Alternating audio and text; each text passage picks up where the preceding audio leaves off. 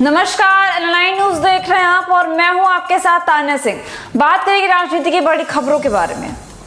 बांग्लादेश में हिंदुओं के खिलाफ जारी हिंसा के बीच असम के सिलचर निवासी 50 वर्षीय दुलोन दास ने भारतीय नागरिकता प्राप्त करने में एक महत्वपूर्ण कदम उठाया है। दुलोन दास बांग्लादेश के पहले प्रवासी हैं जिन्होंने नागरिकता संशोधन अधिनियम यानी कि CAA के तहत भारतीय नागरिकता हासिल की है। भारत के गृह मंत्रालय ने मंगलवार को उन्हें नागरिकता प्रदान किए जाने की सूचना दी।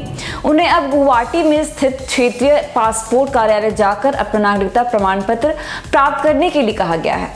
दुलोन दास का जन्म 1974 में बांग्लादेश के सिलहट जिले में हुआ था। उनके परिवार ने 1988 में बांग्लादेश में अल्पसंख्यकों पर हो रहे हमलों के बचने के लिए असम में शरण ली थी।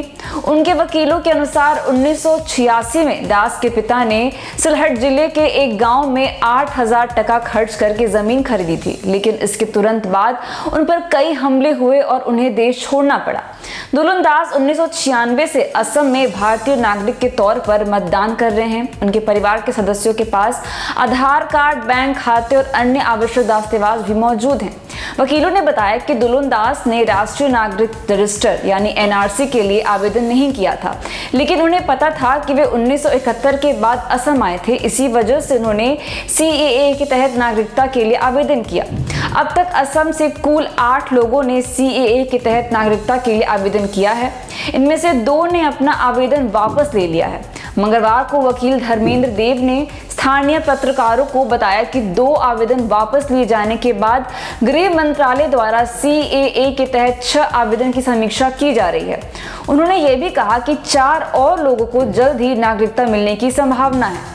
इस साल मार्च में आम चुनाव की घोषणा से पहले केंद्र सरकार ने CAA के नियम जारी किए थे। हालांकि अब तक इस कानून के तहत नागरिकता के लिए बहुत कम आवेदन आए हैं।